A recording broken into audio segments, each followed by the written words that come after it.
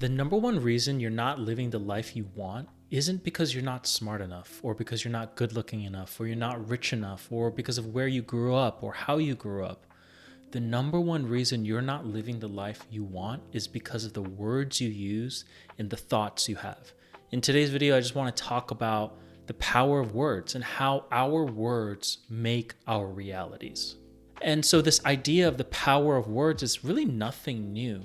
And yet I think very few people really understand this idea and how it actually manifests in our everyday life. You see this idea in a lot of different spiritual traditions, but I think you see it best in the account of God creating the earth. I'm sure many of you have heard the story, even if you're not Christian, of God creating the earth in Genesis and all this and that. But actually, apart from that story, what really stood out to me was the words that the Bible used, right? It doesn't say that God put together his hands and created the earth. It doesn't say God thought a lot about it and then created the earth. No, instead it says he spoke. He said, "Let there be light," right? And I was really curious about what does that word "said" mean? Right? Because to me, that is an example of the power of words, literally words creating reality. And the more I dug into it, I realized that, God is often referred to as the ruler of the world, the ruler of the galaxies. But that word ruler actually more accurately translates to speaker.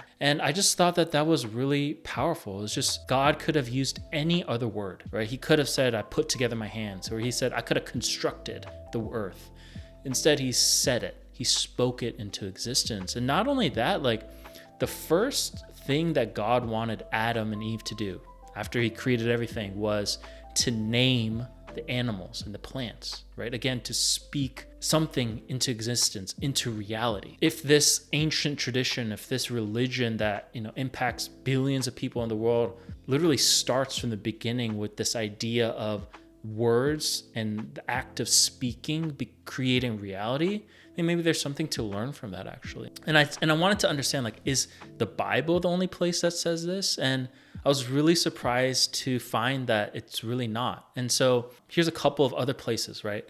Florence Scovel Shinn, an author, in her 1925 book, The Game of Life and How You Play It, she wrote, "Your word is your wand. The words you speak create your own destiny." So I love that the idea that your word is this thing that you can use to create a life, right? Marcus Aurelius in Meditations wrote this, and this was from 170 AD, so really long ago. "The universe is change. Our life is what our thoughts make it."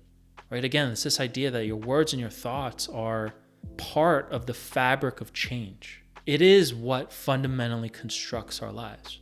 Buddha said it like this: "What we think, we become." I think a lot of you have heard that phrase. What we think, we become. Another kind of religious, spiritual tradition. And lastly, Oprah Winfrey said it like this: "What you say expands. So be careful what you say. Words are energy." I think Oprah is kind of like a modern day philosopher, a modern day spiritual teacher. And I think these ideas are true. And it's not just because other people are saying it, but I've experienced it in my life in a real way. For example, when I was a kid, starting from 4th grade, I told myself I'm not good at math. And it wasn't that I wasn't good at math. It was that math didn't come easy to me. But the story I told myself was, I'm just not good at math. It's not for me.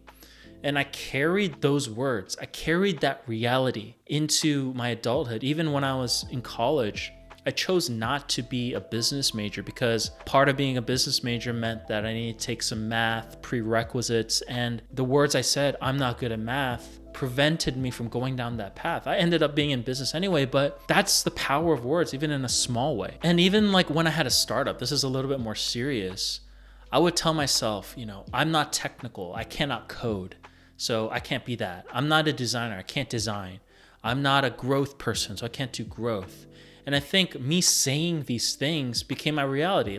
I am not, I can't, and therefore I won't. And I think this created a lot of tension in my startup between my founders because they, like me, were like, "Then what are you doing here? What is your role here?" The words you use become your reality, and your reality can create either success or can create pain depending on how you use your words. And my last kind of example from my own life is even before my weight loss journey, when I was at my heaviest, I was probably around 270 pounds. I would tell myself, dude, you're good. You're totally fine. And, like I'm all for self-love and stuff like that. But the truth is I was not healthy at all. I had a hard time bending down to tie my shoes. It would put me out of breath. And so the words I used, bro, you're good, prevented me from taking the right steps to get healthier. And so that's what I'm saying. All the words we use, the thoughts we have can actually influence our lives. I don't think the issue is that people don't believe in the power of words. I'm sure if you ask somebody random on the street, they'd say, yeah,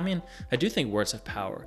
I just don't think people recognize how often they're saying harmful words to themselves, how often they're thinking harmful thoughts to themselves, right?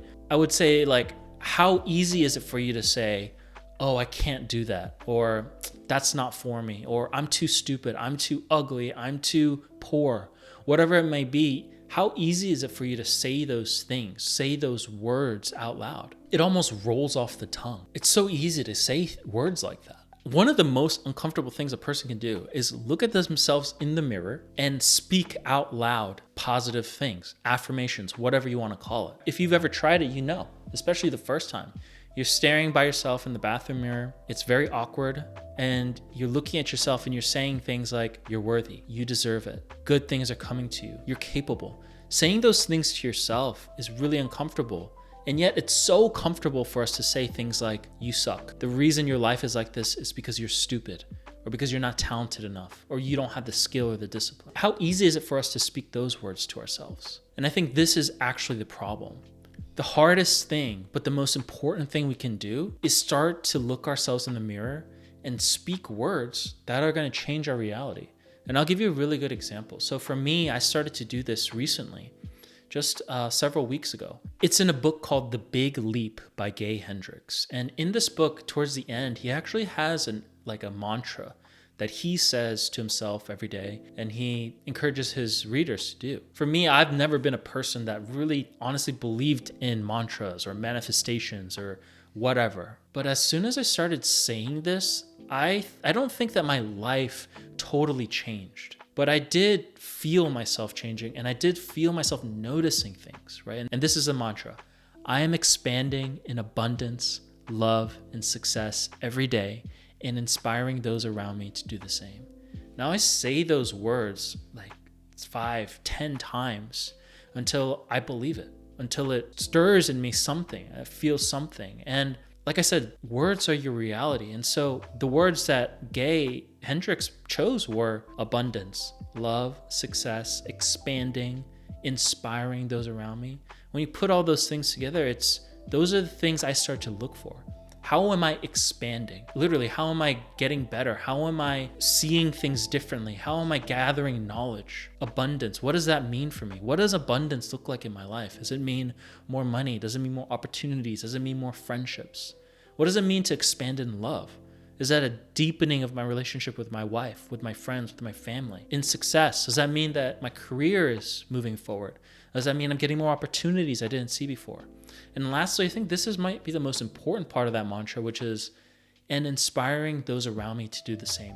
Am I seeing that my expansion is helping other people around me? As I started to really say these things out loud, that is what I started to look for in my life. The words that I spoke, I'm expanding in abundance, love, and success. I wanted to see more of that. And I started to see it. I started to see myself expanding in knowledge by making these videos, expanding in love with my wife and my friends, expanding in success, even in my job. I have a day job, and something crazy happened this week where I didn't even ask for it. But my boss randomly told me, I want to put you on track for promotion, for a raise. I'm starting to notice how my life is expanding and how the words I'm using change my reality. Now, this could sound super woo-woo and like just weird spiritual, nonsense to some people. And I get it. I totally get it. But I would say if you're the type of person that's really self-critical, if you're the type of person that lacks confidence, that maybe feels a little hopeless, and these negative words about yourself seem to come easily out of you, Try the opposite. Try the hard thing, the uncomfortable, the awkward thing, which is to look at yourself and say some good things. I would encourage you to use the mantra we talked about or create your own, but that's a video, guys. And I made this video because I really believe this in my heart. And I see the impact of the negative words in so many of my friends' lives. Like the things that they say about themselves, the way that they limit their lives, the way that they limit themselves because of the words they use. And it becomes a reality. When I see my friends saying these things to themselves, it breaks my heart. And I know a lot of you out there probably say very similar things. And so I would love to see other people expanding in abundance and love and success just by simply doing one thing differently, which is changing or adding new words to your reality, and then see what happens. Again, so much love for you guys. Thank you for your time. I hope this helps somebody out there. That's all I care about. Until next time, peace, y'all.